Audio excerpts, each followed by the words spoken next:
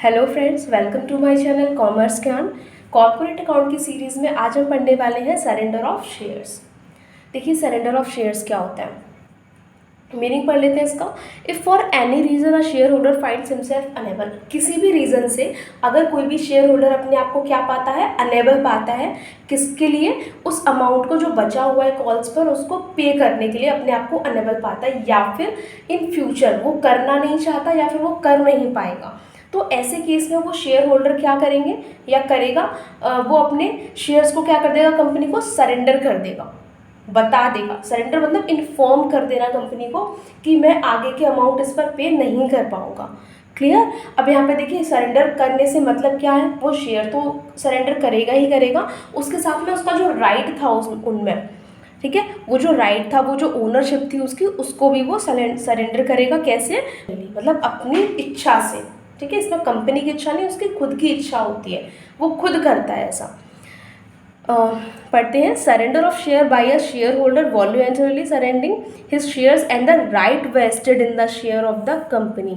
ये लाइन हमें यही बता रही है कि जो शेयर होल्डर होते हैं वो सरेंडर करते हैं क्या, अपने शेयर्स भी, और उनमें जो अपना उनका जो हक होता है, उनका जो राइट होता है, उसको भी क्या कर देते हैं, वो सरेंडर कर देते हैं। इसका जो अकाउंटिंग ट्रीटमेंट होता है वो बिल्कुल सेम रहने वाला है, जैसा कि कैसे था फॉर फ्यूचर के टाइम पर था, सेम वैसा ही रहता है, ठीक है। बस इसमें क्या होता है, कंपनी जो वो अमाउंट जो जब्त करती है ना फॉर फ्यूचर के टाइम पर, वैसे ही इसमें जो जब्त किया अमाउंट होता है उसको वो वापस भी कर सकते हो शेयर होल्डर्स को। क्लियर। अच्छा, प्रोविजंस जान लेते हैं इसके लिए क्या प्रोविजंस है। तो no provision in the act 2013 और टेबल एफ। एक्ट जो हमारा 2013 एक्ट है, हमारा कंपनीज एक्ट, उसके अंदर इसके रिगार्डिंग कोई प्रोविजंस नहीं दे रखे हैं, और ना ही टेबल एफ जो हर बार हमारे आगे रूल रख देती थी, उसके अंदर भी कोई रूल नहीं दे रखा है। तो फिर केस में है इसका प्रोविज़न, तो वो आर्टिकल जो हमारा AOA है ना, वही परमिट करता है। कैसे परमिट करेगा वो, ओनली रीजनेबल सर्कमस्टेंसेस में। क्लियर। ओके, देखिए, अब because every surrender of fully और partially paid reduction in capital, क्योंकि देखिए जो भी सरेंडर होगा वो ऑब्वियसली वो पार्टली ही होगा, है ना। तो जब सरेंडर होता है तो इससे क्या होता है, कैपिटल में तो रिडक्शन आती है ना, कंपनी की जो कैपिटल है उसमें रिडक्शन होगा, तो वो क्या है हमारे तरह एक तरह से इलीगल है। तो अगर वो इलीगल है तो उसके लिए फिर कौन परमिट करेगा, उसके लिए कोर्ट की परमिशन हमें लेनी पड़ेगी, तभी हम क्या कर सकते हैं, उसमें सरेंडर अप्रूव कर सकते हैं शेयर होल्डर्स का। क्लियर।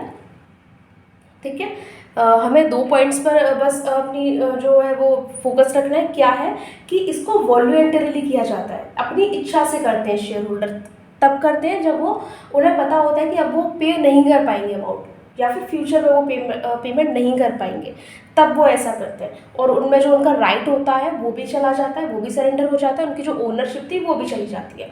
क्लियर। अच्छा, हम इसको थोड़ा सा एक डिफरेंस से समझ लेते हैं और अच्छे से, सरेंडर और फॉरफीचर में क्या अंतर है यहाँ पे। देखिए, फर्स्ट हमारा क्या दे रखा है, at the will of share holder. Surrender कैसे होता है, शेयर होल्डर की इच्छा से, लेकिन फॉरफीचर कैसे होता है, कंपनी की इच्छा से।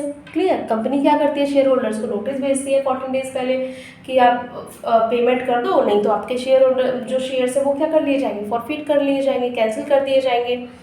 Next, the company can return the confiscated amount.